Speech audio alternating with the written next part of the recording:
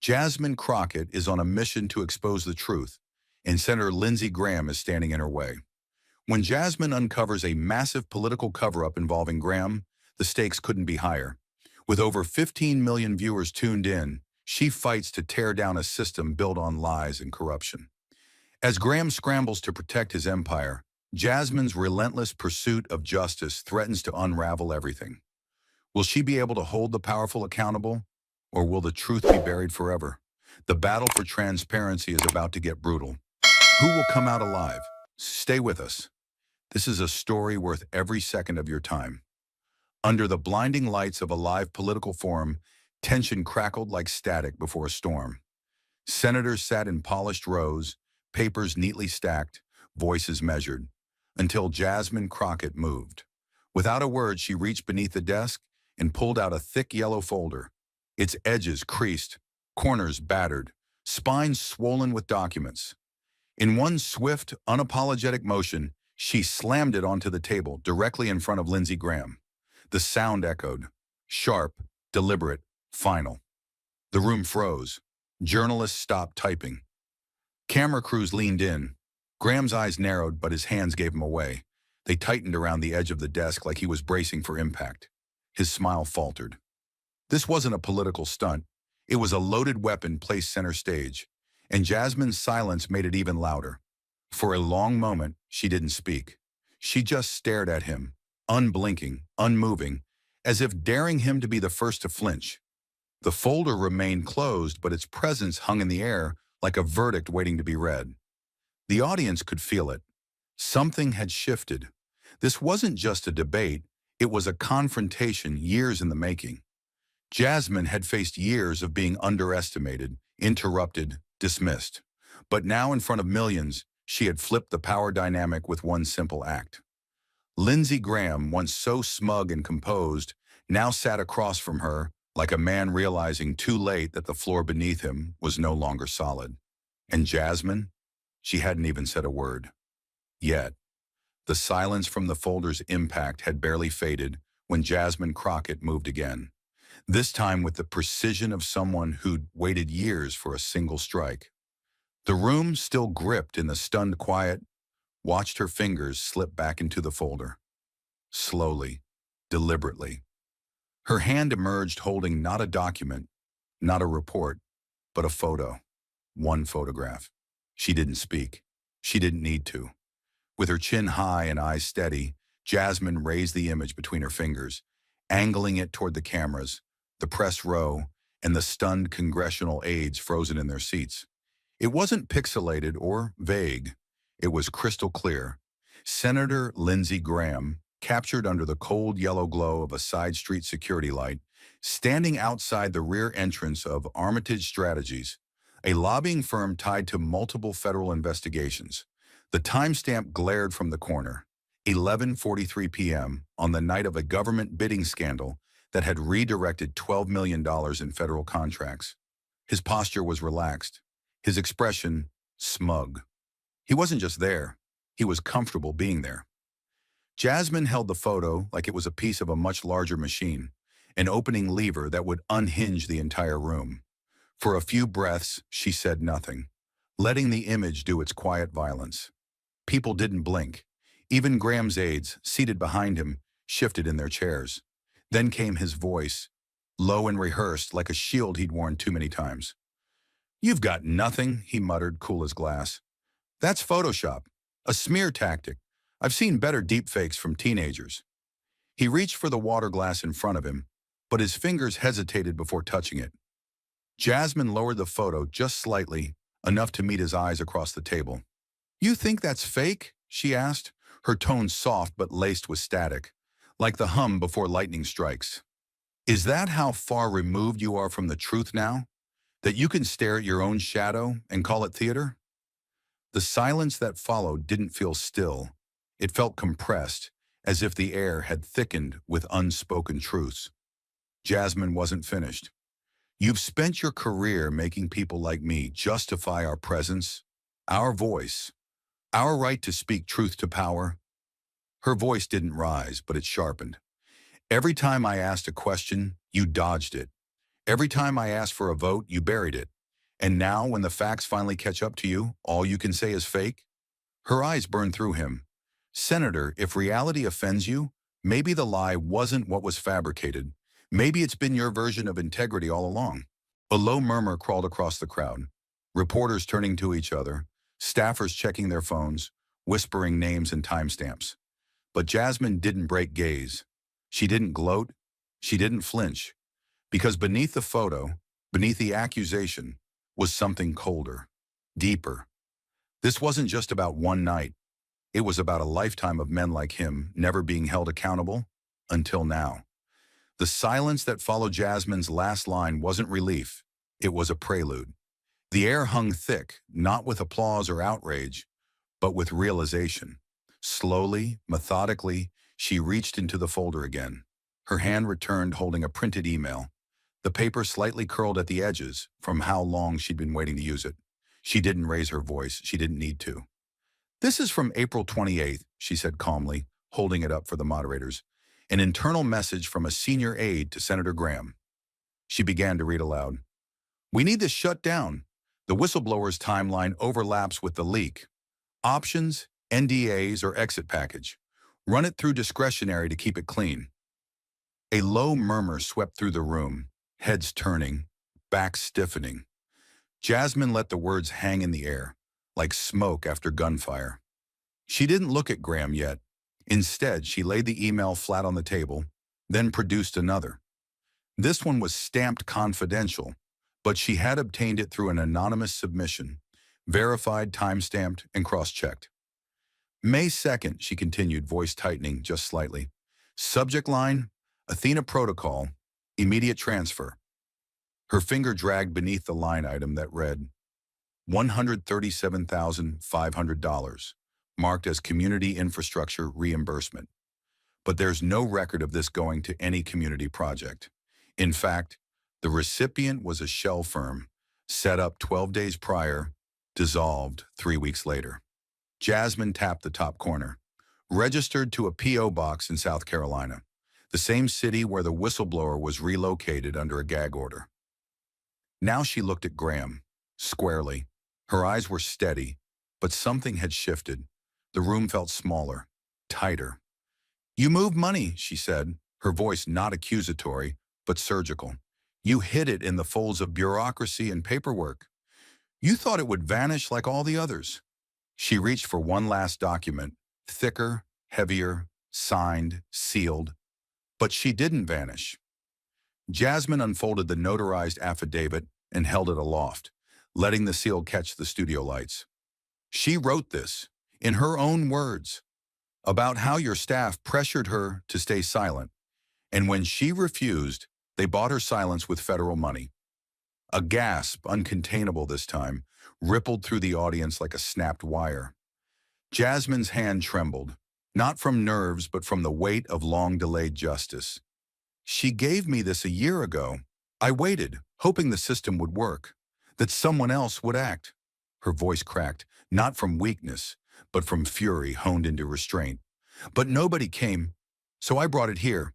She dropped the affidavit beside the other pages, a final piece in the puzzle no one wanted to see completed. Across from her, Graham didn't move.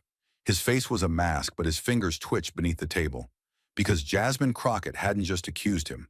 She had mapped it, named it, proved it. And in doing so, she didn't just disrupt the room, she turned it into a courtroom, and the evidence was screaming. The pages on the table hadn't even stopped rustling when Lindsey Graham leaned back, drawing a slow, practiced breath, as if he'd been waiting for this moment to play a different kind of card. His voice came low and smooth, the tone of a man who believed he could still reclaim the room with posture alone. "You've made your point," he said, eyes narrowing on Jasmine. "You've stacked your papers, delivered your monologue, had your cameras rolling." He gestured toward the evidence like it was nothing more than dramatic decor. "But let's not pretend this is about justice. It's about resentment. You've wanted this microphone since the day you walked into Congress, because deep down this isn't about right and wrong, it's about me, and your grudge." A few people shifted in their seats. He pressed the moment harder. "This is a political hit job, and frankly, it reeks of desperation. The heat didn't move Jasmine. It clarified her. She stepped forward, not raising her voice, but tightening it with a force that felt atomic. "I don't fight from resentment, Senator," she said, her eyes cutting clean through him. "I fight because I remember what it feels like to be unheard." Her words came crisp, unflinching, and in each syllable was the weight of every time she had been told to wait her turn. "Because while you were busy cutting backroom deals under marble ceilings, I was watching communities collapse under policies signed with pens like yours." She leaned in just slightly. "You want to talk about hate?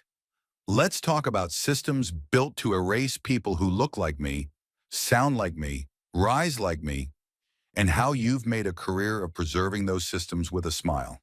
Graham's face remained composed, but his fingers began to tap the table, too softly for cameras, too nervously for denial. "Oh, please," he muttered. "Don't give me the moral crusader act. Everyone in this town plays the game." Jasmine didn't back down. Her voice dropped lower. "You're right.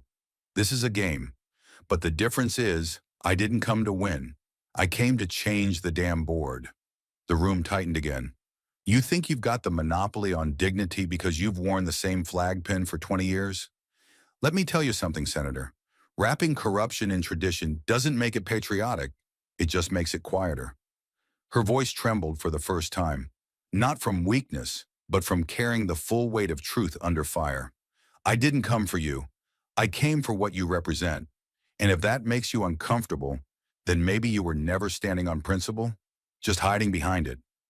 The room didn't move. The silence wasn't neutral. It was choosing sides. And for the first time all evening, Graham didn't speak. Because there was nothing left to dismiss when a woman who had once been talked over was now the loudest force in the room, without ever raising her voice. Jasmine's steady hand pulled the final documents from the folder, the sound of paper sliding against paper, sharp and deliberate, like the ticking of a time bomb. For a moment, the room stood frozen, every eye locked onto her as she slowly unfolded the first page. Her gaze, cold and unwavering, never left Lindsey Graham. She didn't need to say anything yet. Her eyes spoke volumes. Slowly, methodically, she began to read aloud, her voice low but unmistakable. "This is a record of financial transactions, all signed by your office or affiliates. This," she said, holding the paper up for all to see, "is a list of wire transfers, large sums, routing through offshore accounts, moving millions from construction firms to entities that don't even exist on paper, a series of ghost companies, none of which appear to have any legitimate purpose except to funnel money straight back to your donors." She let the silence settle, letting the weight of her words land. The first paper was followed by another, this one a series of contracts for land purchases that seemed entirely out of place. The properties, vast tracts of land in remote areas, had been suddenly developed under new, amended zoning laws. What had been wild farmland was now classified as prime real estate, land that, with the right construction contracts, could yield millions in profits. "But here's the kicker," Jasmine continued, her voice tightening with the sting of betrayal. "You authorized these changes, didn't you, Senator? Without any oversight, without any input from the communities who would be most affected. The zoning laws were changed just enough to allow these properties to be bought and sold at a significant profit. And who got the contracts?" She flipped to the next page. Names of companies whose ties to Graham's allies could not be overlooked. Funny how those same companies conveniently became the sole bidders for these properties. A match made in the backrooms of Washington, but we're all seeing it now. The crowd, a mix of media elites and political figures, remained unnervingly still. The tension was palpable, the weight of Jasmine's words sinking in. As she flipped through the pages, she pulled out something darker, more insidious. A list of kickbacks embedded within seemingly innocent financial dealings, companies that were awarded federal contracts for public infrastructure, only to return a portion of those funds as consulting fees. It's neat, isn't it? A little tax break here, a little consulting fee there, and no one ever looks twice.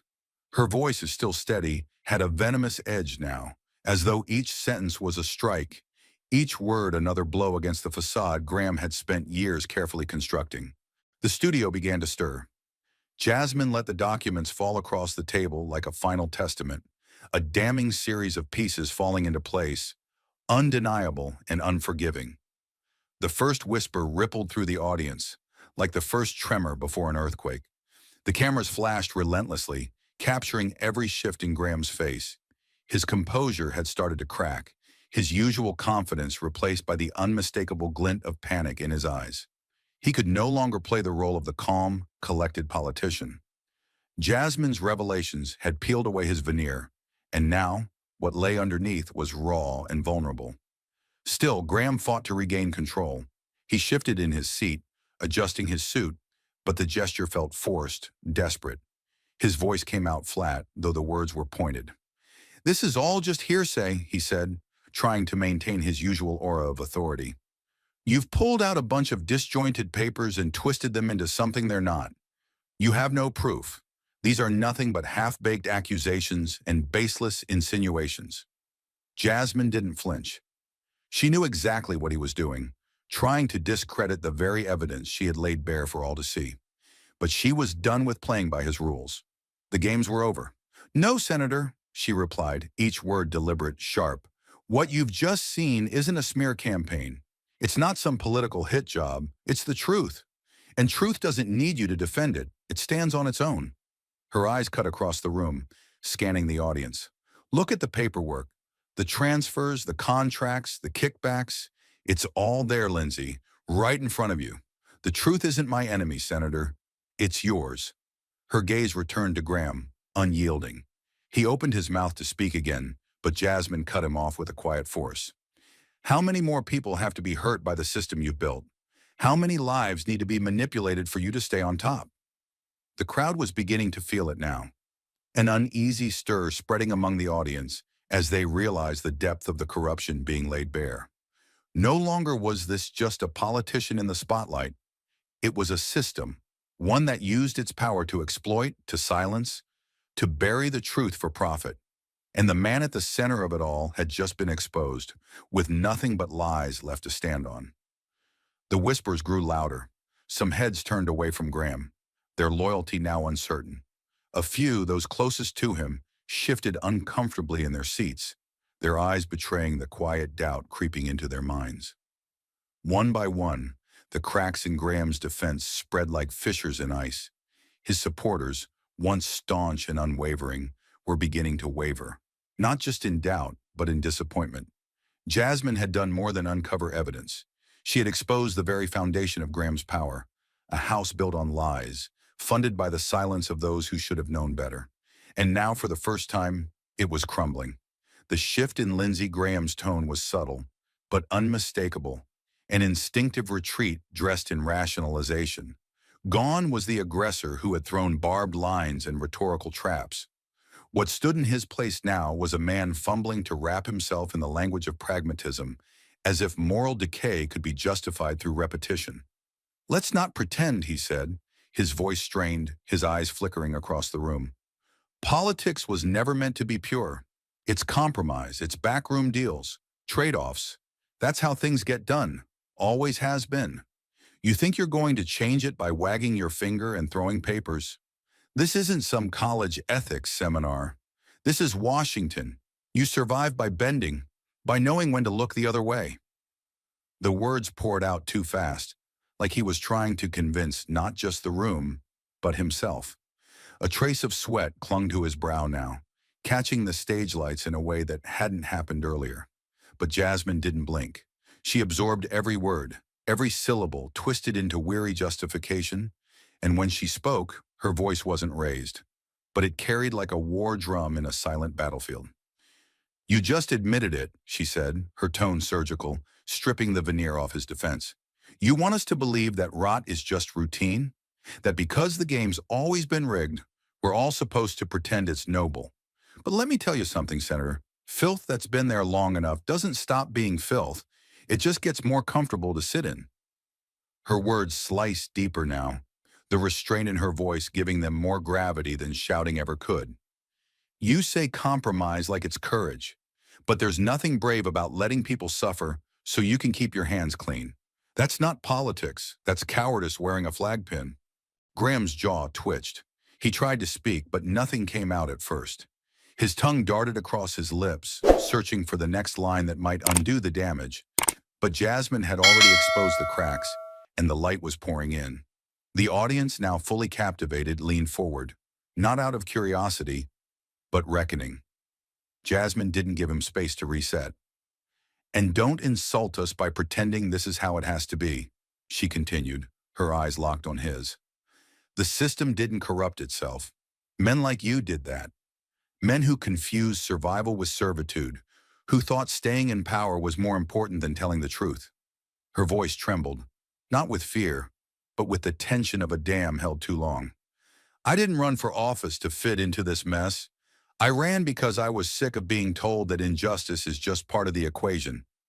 Graham leaned forward again, trying to reclaim his ground with forced composure. "You speak like an outsider, like someone who's above it all. But you're here too, Congresswoman. You've voted, you've made deals, you've played the game." His voice grew sharper again, like he was grasping for a rhythm that had already left him. "Don't stand there pretending you're cleaner than the rest of us." But Jasmine only stepped closer, her shadow now casting over the table. "The difference, Senator, is that I haven't forgotten who I serve," she said, her voice now laced with steel. "I know compromise. I've done it when I had to. But I've never sold the truth to protect a lie. I've never rewritten a vote in exchange for silence. And I damn sure haven't rewritten morality just to stay relevant." Her final words rang like a verdict. "You don't get to hide behind everyone does it anymore. Not when lives are destroyed by your indifference." And in that moment, under the harsh lights, in front of millions, Graham blinked. Not from the glare, but from something deeper. The sting of a man who realized the power of his title was no longer enough to protect him. Not from the truth, and certainly not from her. The silence in the room thickened as Jasmine slowly placed the prepared resignation letter on the table, her movement deliberate, almost surgical. The crisp sound of paper against wood seemed to punctuate the tension in the air, hanging like a challenge, a statement without words. Graham's eyes flicked down to the letter, and for a moment his usual confidence faltered. His face, so accustomed to projecting control, betrayed a brief flash of doubt, a hesitation that could not be hidden. The letter wasn't just a formality, it was the culmination of everything that had been building in the past few minutes, the choice he would have to make in front of the eyes of the world. The calm, unwavering stare from Jasmine told him everything he needed to know. The game was over, but it wasn't he who would decide the end. Jasmine watched him carefully, her gaze never leaving his face. She didn't need to say a word. The letter was more than just a piece of paper. It was the execution of a plan that had been laid out with precision. It was a reflection of the evidence she had shown, of the truth she had brought to light. He could no longer ignore it. His fate, or rather the fall of his empire, was sealed in those few pages. For a long moment, Graham did nothing but stare at the letter. His fingers twitched at his side, the only indication that he was struggling to maintain some semblance of control. The room seemed to hold its breath, and then, with an effort that seemed to drain him, he spoke, his voice uncharacteristically flat. "I won't sign it," he muttered, trying to mask the unease creeping into his tone. The words, simple and resolute as they seemed, carried an air of desperation, an attempt to reclaim something, anything, from the spiraling loss of authority. Jasmine didn't react immediately. She just leaned back in her chair, her posture relaxed, her expression one of quiet authority. She didn't need to push. He had already exposed himself. "Of course you won't," she replied, her voice calm but cutting. "You can't afford to admit it, can you? You'd rather risk everything than face the truth. It's easier to keep hiding than to be honest about the damage you've done." Her words landed like a hammer, each sentence punctuating the undeniable truth that hung between them. Graham's eyes shifted uncomfortably, the facade cracking further. He tried to reassert himself, but it was clear that Jasmine's words had struck at something deeper, something that no amount of political spin could cover up. "You know," she continued, her voice now laced with quiet fury, "your refusal to sign doesn't make you a hero. It doesn't make you a defender of some noble cause. It makes you a coward. You can sit there and pretend that your silence is some grand political strategy, but everyone can see it for what it is: fear, Graham's breath came a little quicker now. His fingers drummed on the table, the only outward sign of the internal panic starting to unfurl within him. The ground beneath him was shifting, and he could feel it, like the slow crumbling of a dam under the weight of the truth. He looked out at the room, at the faces of his colleagues, his supporters, the people who had once rallied behind him, and saw the doubt starting to form. They weren't looking at him with admiration anymore. They were looking at him with something much worse: suspicion. He cleared his throat, attempting to reclaim some of his earlier composure, but it was a hollow sound. "You've got it wrong," he said, trying to steady his voice. But there was no conviction in it now. "This isn't about courage or fear. This is about something bigger. Politics is about survival. You think you can fix everything with your righteousness, but you don't understand how it works." His voice was barely above a whisper now, but the words felt weak, like a last grasp at control he no longer had. Jasmine wasn't swayed. She leaned forward, just slightly, closing the distance between them. "Don't you dare," she said, her voice low and dangerous. "Don't you dare make this about survival. Don't you dare pretend that you're doing this for anyone other than yourself. The truth is, you've spent your career hiding behind that excuse, behind those words. It's how politics works. But guess what, Lindsey? That's not how it works anymore. Not with me. Not today." The words hung in the air, cutting through the room like a knife, leaving Graham exposed and vulnerable. His facade had cracked, the mask slipping to reveal something far darker beneath. He was no longer the untouchable senator, the man who had mastered the art of manipulation and deceit. He was simply a man, backed into a corner by the weight of his own actions. Jasmine's eyes never left his. She had him, and she knew it. She had done what she had set out to do. Graham was no longer in control of the narrative. He was merely a spectator in his own downfall. The silence stretched, thick and suffocating, as the weight of his refusal to act, to sign, became the loudest confession he could ever give. His inability to deny the accusations, his refusal to confront the truth, was the final nail in the coffin. The silence was no longer a choice for him. It was the sound of everything he had worked for slipping away. The aftermath of the broadcast was a seismic shift, felt not just within the confines of the hearing room, but rippling outward into the digital universe. As the live feed cut to commercials, the nation held its collective breath for just a moment before the storm broke loose. What had just transpired in that room, the quiet but deadly unmasking of Lindsey Graham, became the spark that set the political landscape ablaze. Social media exploded almost immediately. The confrontation between Jasmine and Graham, a moment so charged with tension, found its way into every corner of the internet. People watched, replayed, and shared the footage obsessively. It wasn't just the words being exchanged that captured attention. It was the sheer weight of the silence that followed. Graham's failure to even make a single attempt at defending himself spoke volumes, and the world was listening. His face, betraying an unmistakable flicker of panic, was captured in those final moments, and the world saw what few had ever dared to question. He was exposed, vulnerable, and scrambling to maintain his composure. That single moment became the spark that set fire to a political wildfire that could not be contained. Within minutes, the video had gone viral, circulating at an unstoppable pace across platforms. Twitter feeds lit up, Facebook walls were flooded, and even Instagram's typically non-political space became a battleground for this sudden political storm. Every time someone hit share or retweet, the story gained momentum. People from all walks of life, from everyday citizens to political commentators, were commenting, sharing their thoughts, and demanding accountability. The usual political games, rhetoric and denial, were no longer enough to shield Graham. His refusal to sign the resignation letter, the emptiness in his deflections, spoke volumes. The words Jasmine had spoken cut through all of the usual political noise, and now the world was watching.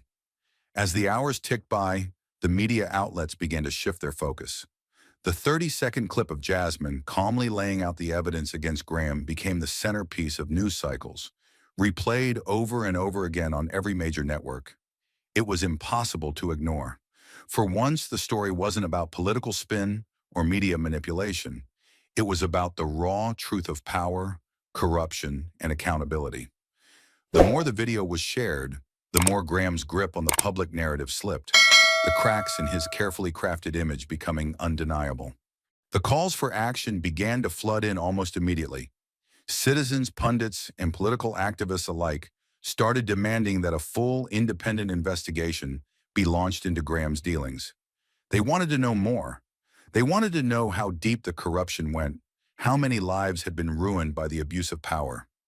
The simple, undeniable fact that Graham had not denied a single accusation lodged against him, his refusal to even attempt a defense, was all the public needed. It was as though the veil had been ripped off and suddenly everyone could see the emperor had no clothes. Citizens began calling their representatives, demanding an independent investigation. Phone lines at news outlets were overwhelmed, and government offices received thousands of inquiries about what actions would be taken next. The message was clear. The public was no longer satisfied with the usual political standoff or evasion. This wasn't a case of partisan politics anymore. This was a case of moral integrity, and the country was watching. The same people who had once blindly supported Graham now found themselves questioning his actions, wondering how long this charade had gone on under their noses. In offices, in cafes, in homes across the nation, people started talking. What had Graham been hiding? How far did the web of corruption stretch? Jasmine had shown them a glimpse, but the public wanted to see more. They wanted to see it all, laid bare for the world to witness. The quiet revelations Jasmine had brought to light were now a full-fledged call to action, and the people were answering. They were demanding more transparency, more answers, and the accountability that had been so long overdue. Television networks, once dominated by the same tired faces and political spin, began to feel the pressure as well. Producers scrambled to get experts on the air, to dissect every detail of the video, to break down the facts and provide context. The clip of Jasmine confronting Graham played over and over again, each time carrying more weight. News anchors, once known for their neutrality, now spoke with a sense of urgency, as if they too had seen something they couldn't ignore. For once, it seemed that the media was doing its job, not to shape the narrative, but to expose it for what it truly was. The fight wasn't just for political dominance.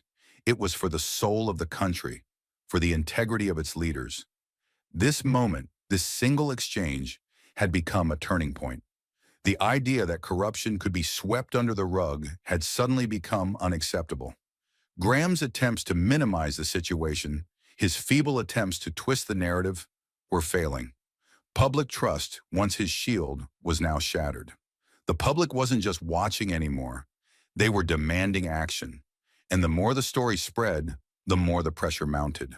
There was no place left for Graham to hide.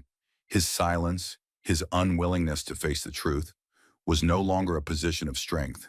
It was a sign of guilt, a confession in its own right.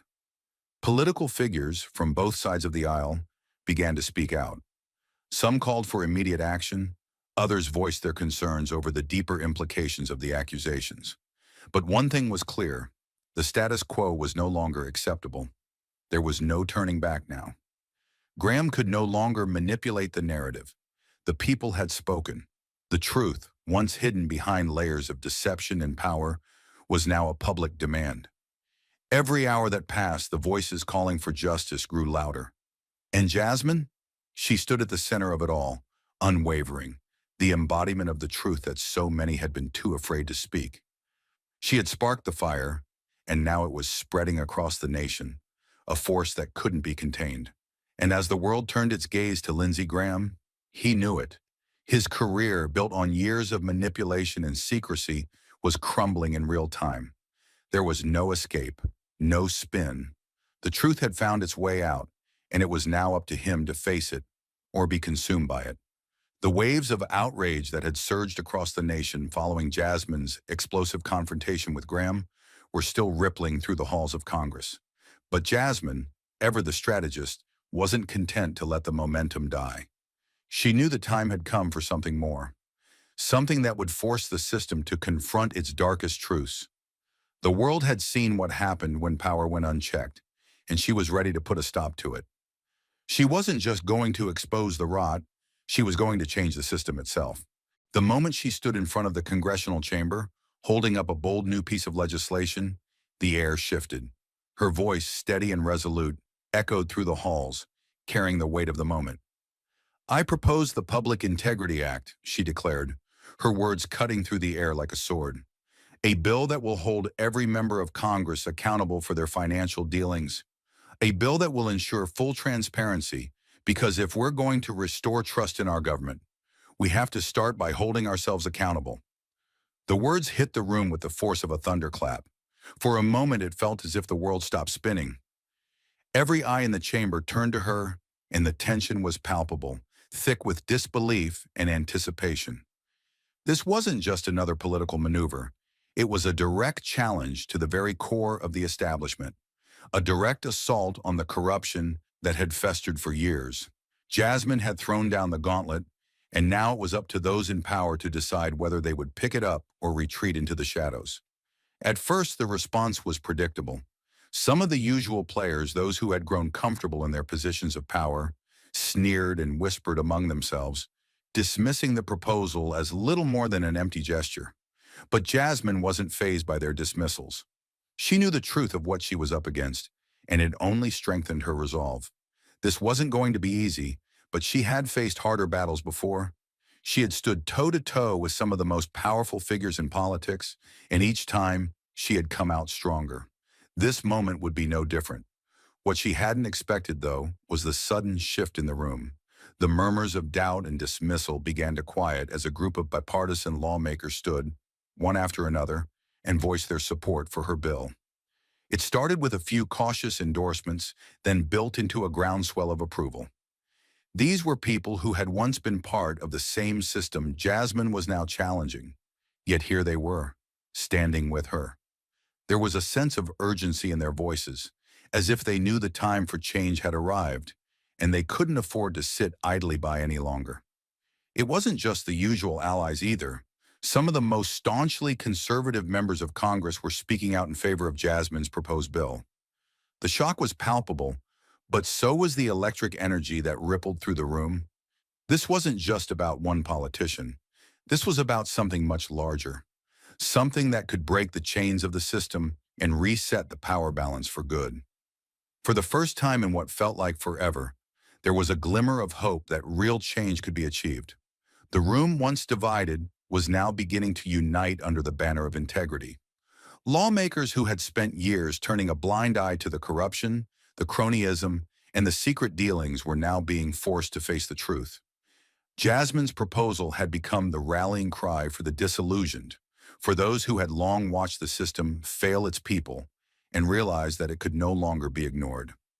They were standing with her not just because it was the right thing to do, but because they could no longer deny that this was the only way forward. Jasmine stood tall, her heart pounding in her chest as she watched the sea of people begin to shift.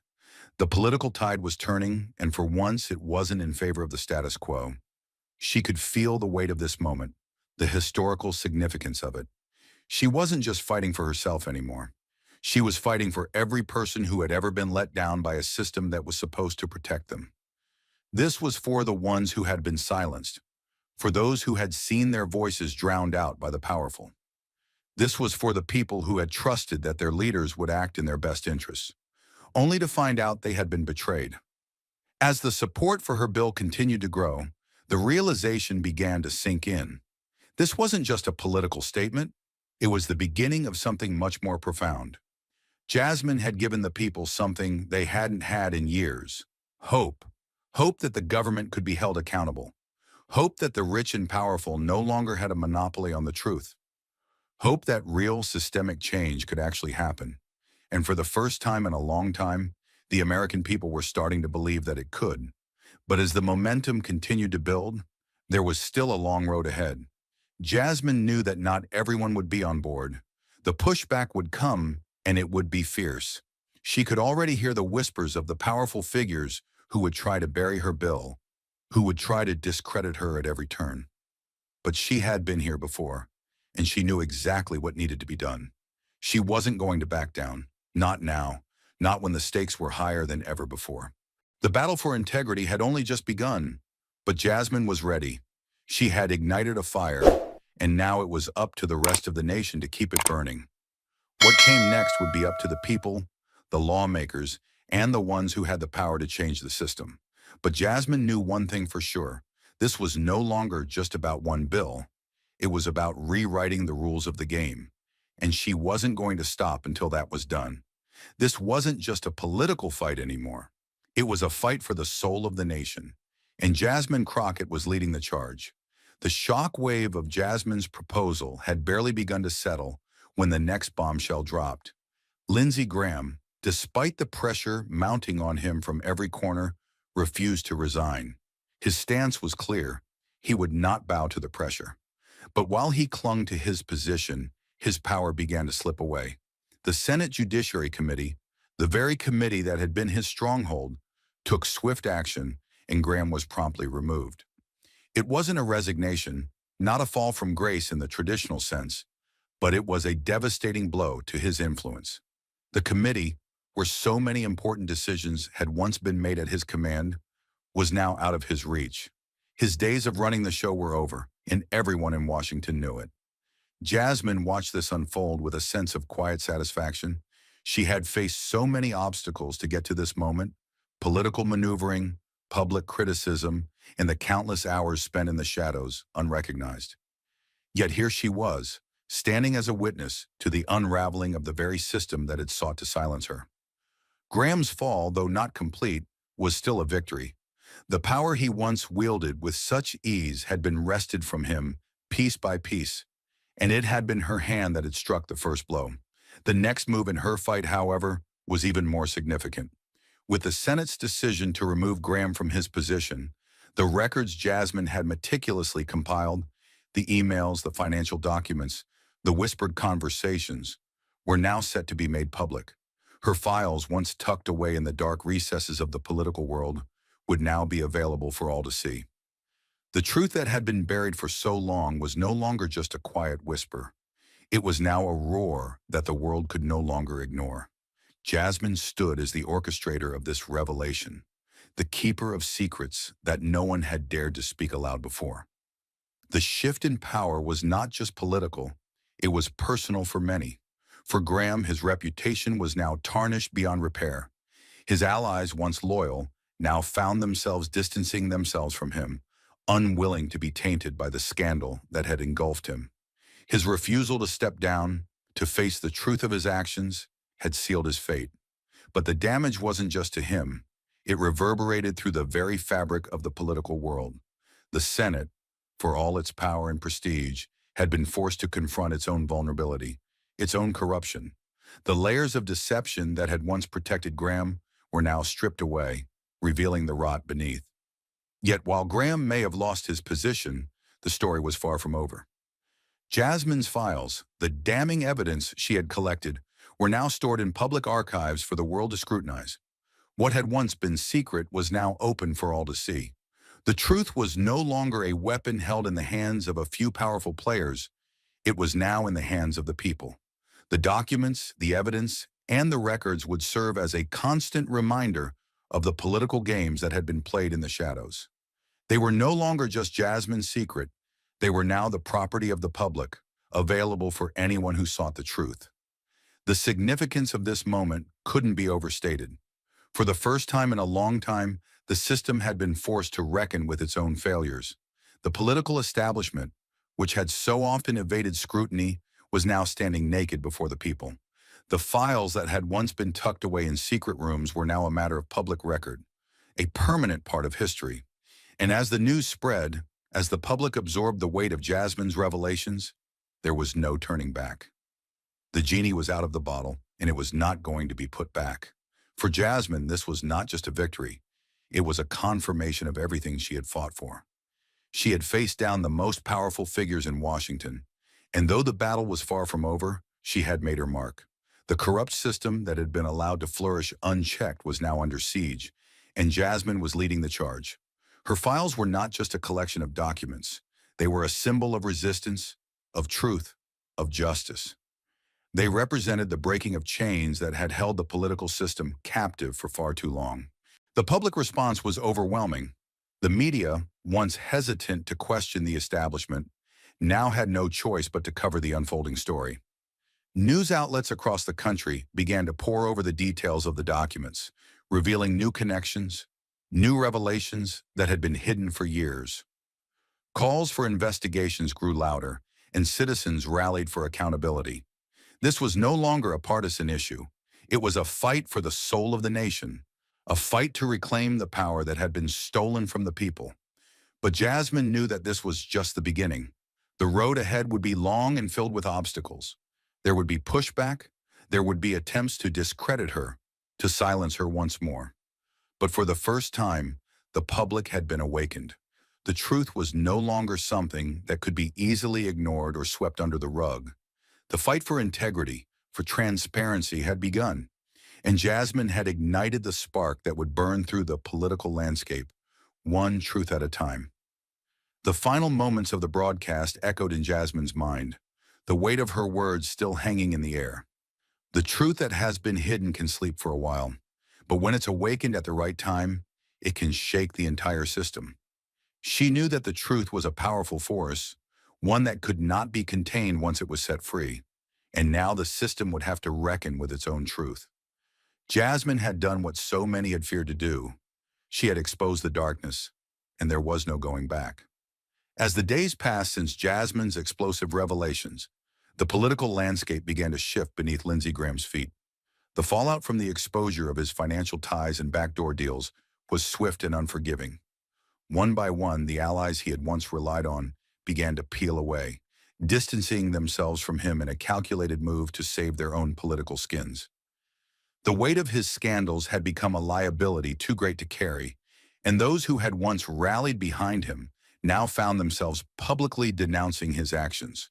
Former colleagues, the ones who had helped elevate him to power, began to turn their backs in droves, recognizing the political death sentence attached to aligning with him any longer. The first blow came when several prominent Republican senators, who had long stood by Graham, issued a joint statement calling for him to step down. They no longer could afford the stain of his compromised position. "I can no longer stand behind a man who has failed to hold himself to the standards we all agreed upon," one of the senators declared in a televised interview. The statement was a cold, calculated move, a rejection of Graham's leadership in a favor of self-preservation. It wasn't personal, it was pragmatic. But the sting of betrayal was palpable as Graham's former allies moved swiftly to sever all ties, erasing any trace of loyalty to him as if it had never existed. Jasmine watched the shift with a mixture of satisfaction and resolve. The cracks in Graham's armor were widening, but she knew this was just the beginning. She had never expected a swift victory. What she was witnessing now was merely the first step toward the real change that needed to come. The true test would be in the actions taken next, the willingness of the political establishment to reform itself in the wake of the truth she had exposed. As her files continued to make headlines, more and more members of Congress began to speak out in support of transparency. A few brave senators, especially those from the more moderate factions of both parties, announced they would voluntarily begin audits of their financial dealings. "If we are to lead by example, we must show that we are committed to the highest standards of integrity," one prominent senator proclaimed as he stood in front of cameras, his words echoing through the chambers of power. The rhetoric sounded good, but Jasmine wasn't fooled. The path to genuine reform was still obscured by decades of corruption and complacency. These announcements of self-auditing felt more like damage control than a true commitment to change. Jasmine knew that the establishment would never reform itself unless it was pushed, relentlessly. As the public began to digest the implications of the scandal, her calls for widespread reform grew louder. She knew that the fight was far from over, and despite the growing support for her cause, she refused to celebrate what some saw as a victory. Her focus had always been on justice, not political theater. The self-congratulations of those jumping on the reform bandwagon left her cold. For her, the real battle was in making sure that the system, as corrupt and broken as it was, could be fixed for good. Sitting at her desk in the office, Jasmine reflected on the words she had just heard from the latest batch of newly self-reflective lawmakers. She didn't feel the satisfaction she expected. There was no victory in this for her, not yet. The realization hit her like a wave. Justice was not a victory. It was a process, a long and painstaking journey of undoing the wrongs that had been done. And the only way to achieve that was through constant, relentless pursuit. Justice was not about the public applause, not about the accolades. It was about making sure that what had been broken could be put back together, piece by piece. She stood up, pacing back and forth in the quiet of her office, her mind running through the next steps. Victory is not in what has been accomplished today, she murmured aloud to herself. It's in the work that still lies ahead. Her thoughts drifted to the faces of the people she had met during her rise, the ones who had lost faith in a system that had abandoned them, the ones who still held out hope that their government could be a force for good. Their faces fueled her determination. She wouldn't rest until the systemic corruption had been eradicated, until transparency and accountability became the law of the land. In front of her, the papers from Graham's case remained stacked high on her desk, each document a reminder of what had been done, what still needed to be done. They were more than just evidence now. They were a symbol of a broken system that had betrayed the public trust. Each page carried the weight of a nation's hopes for justice, the dreams of millions who wanted to believe that their leaders were working for them, not for their own self-interest. But Jasmine had come to understand something that few others had. Change was a slow burn, and it required patience, strategy, and an unrelenting commitment to the truth. The media, still buzzing with the aftermath of Graham's fall from grace, continued to highlight Jasmine's role in the unfolding scandal. Her face had become a fixture on the news, her every word dissected, her every move scrutinized. She had become the face of this fight for justice, and while the attention was welcome, it was never her motivation. It wasn't about her, it was about the country, about the people who had been left behind. It was about ensuring that the next generation of leaders understood the weight of their responsibility. It was about making sure that no one else would have to fight this battle again. "I'm not done yet," Jasmine muttered under her breath. The world would soon learn that this was only the beginning. With the pressure mounting on the establishment, she knew that the next few weeks would be critical. She needed to keep pushing, to keep the pressure on Graham and anyone else who thought they could get away with corruption. Jasmine wasn't in this for the applause. She wasn't in this for the political gain. She was in this because the system had failed the people for too long. And while some might celebrate the public accountability of a few lawmakers, Jasmine knew that true reform would only come when the system was held accountable as a whole. She had taken down one powerful man, but the fight was far from over. What came next would determine whether this was a mere momentary shift in the tides or the beginning of a full-scale overhaul of the political system itself. Justice, she thought again, was not about victory. It was about correcting the wrongs, bringing the truth to light, and ensuring that those who had been complicit could no longer hide behind their positions of power. As the sun began to set, casting long shadows over the city, Jasmine knew that the path ahead would be difficult, but she was ready for it, and with every step she would make sure that the truth would be heard, no matter how loud the opposition became. As the political drama continued to unfold, an unexpected twist came when a former advisor to Lindsey Graham appeared on live television, shaking the very foundation of Graham's defense. The advisor, a man who had remained in the shadows for years, sat in front of the cameras with a stern expression, a mixture of guilt and resolve in his eyes. The moment was heavy with anticipation, the weight of the truth about to be revealed in front of millions. The nation watched, knowing that this man was about to drop a bombshell that could change everything. The advisor's voice was calm, yet the words he spoke were laced with a quiet intensity that cut through the air. "I was asked by Lindsey Graham to silence a witness, to make sure they never spoke a word of what they knew," he confessed, his eyes flicking nervously toward the camera, as if the very act of exposing the truth was both a relief and a burden. The admission sent shockwaves through the room, through the media, and across the nation. Graham, who had long been a powerful and untouchable figure in politics, was now linked to an act of obstruction that threatened to unravel everything he had worked to conceal. The revelation was a gut punch to the public. But it was Jasmine Crockett who had inspired this brave man to come forward. At the time, I kept quiet. I thought it was the right thing to do. The only thing I could do, the advisor continued, his voice cracking slightly as he recalled the weight of his silence. But when I saw Jasmine stand up, I knew I had to speak the truth. I couldn't be part of this anymore. The sincerity in his words was undeniable, and it hit Jasmine like a wave of both vindication and sorrow. She had known all along that there were others out there, men and women who had been complicit in the corruption, but she never expected one of them to step forward like this. Her relentless pursuit of the truth had created a ripple effect, one that was forcing others to confront their own choices. The emotional gravity of the moment settled over the crowd like a storm cloud. It wasn't just one man speaking out. It was the beginning of a movement. Jasmine had become a symbol of the fight for justice, for accountability, and for a system that could no longer afford to turn a blind eye to corruption. The public was now fully awake, their trust in the political system shattered, and their demand for accountability growing louder by the second. As the advisor's words hung in the air, the media exploded with coverage. The networks replayed the footage of his confession on a loop, the shock and disbelief evident in the faces of viewers as they processed the magnitude of what had just been said. But the effects didn't stop there. In the days that followed, the floodgates opened.